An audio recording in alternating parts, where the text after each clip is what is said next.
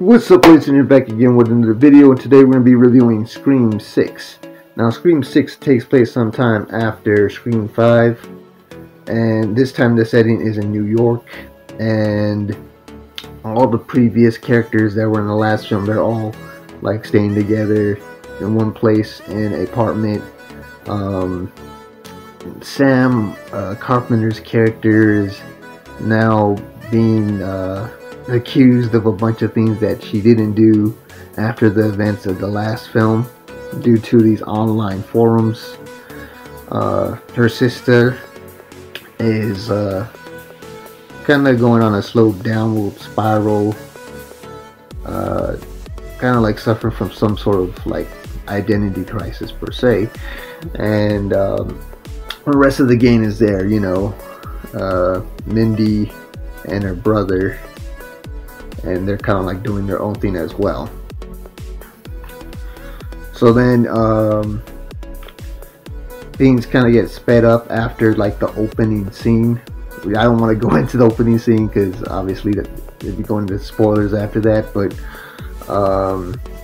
eventually, you know, Sam starts getting, you know, the phone calls that you normally see in every Scream film, and then she's, you know, wondering why she's being attacked, and you know, they want, you know, she wants to leave the city with her sister, and they can't because of like they're now considered to be suspects after someone got killed and stuff.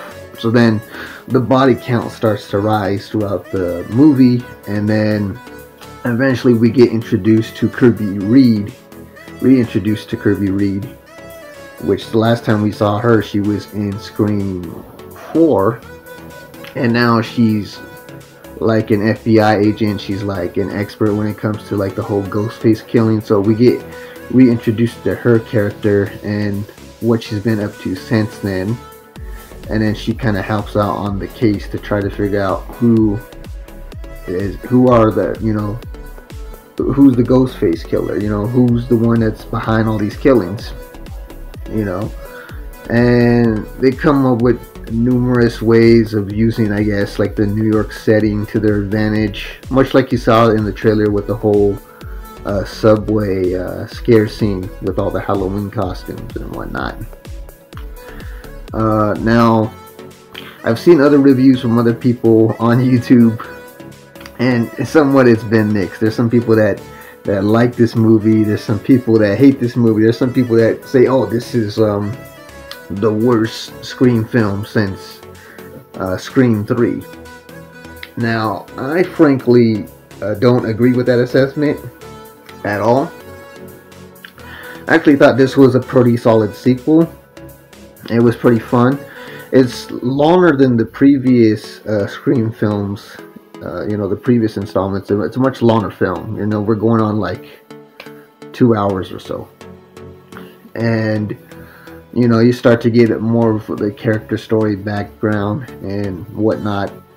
And there's also like Easter eggs from the previous films in the series here and there. You know, they kind of like the whole thing with like the Scream franchise in itself, you know, or as they call it in the films, you know, the reference to the Stab films.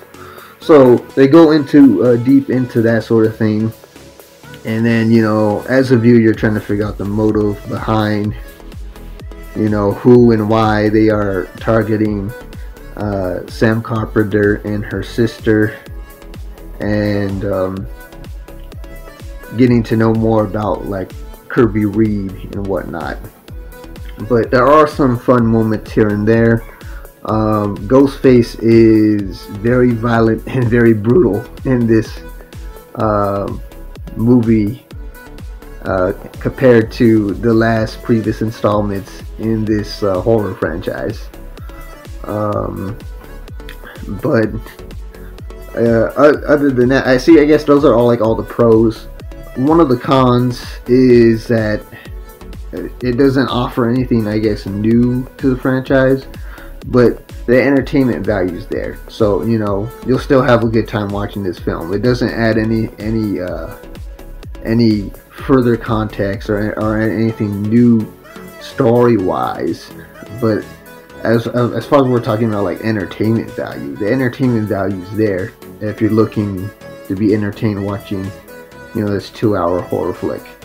But other than that, I thought it was a pretty good film, a nice solid sequel, and we still gotta wait for like the announcement on when they're going to film Scream 7. When we announced date for when Scream 7 is gonna be, because you know the whole point of them making you know, Scream 5 was for them to spawn a brand new trilogy, and of course, you know, Sam Carpenter is basically like the new Sidney Prescott. Now, of course, you guys know why Neve Campbell is not in this installment, and that's due to her being underpaid when she was offered to come back for this film, and that's why she, you know, decided to turn it down. She thought she deserved better, especially for her being the face of this franchise for so long before they handed over the torch to this new generation of characters. Now, even though she's not in the movie, she is mentioned by Gale Weathers' character played by Courtney Cox. So that's the only mention we get of Sidney Prescott in the film. She doesn't really play any significant role. They do have, you know, Courtney Cox do her own little thing with Ghostface as well, so we get that moment, you know, with her colliding with Ghostface and seeing how that plays out.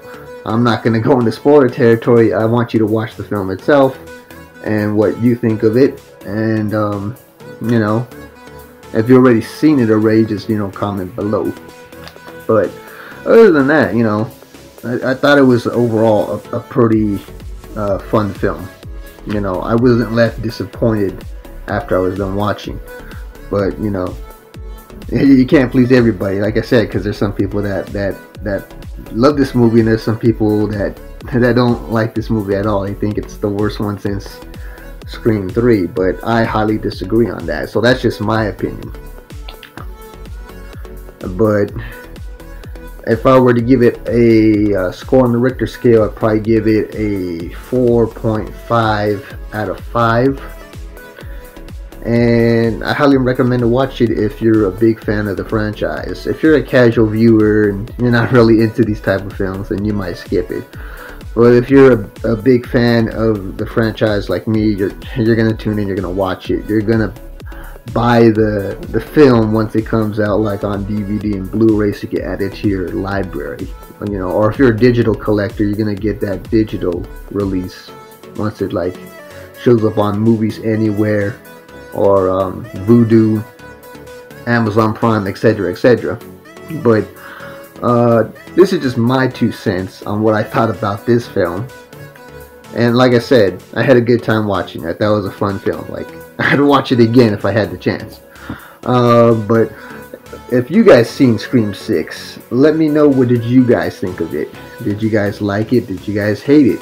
Did you go to the theater and seen it more than once? Or did you think this movie was so bad that you walked out of it before you could even finish it? Let me know, comment below. And if you want to see more content like this, make sure to like, share, comment, and subscribe. And I will see you, ladies and gentlemen, again for the next video. Have a great day now. Peace.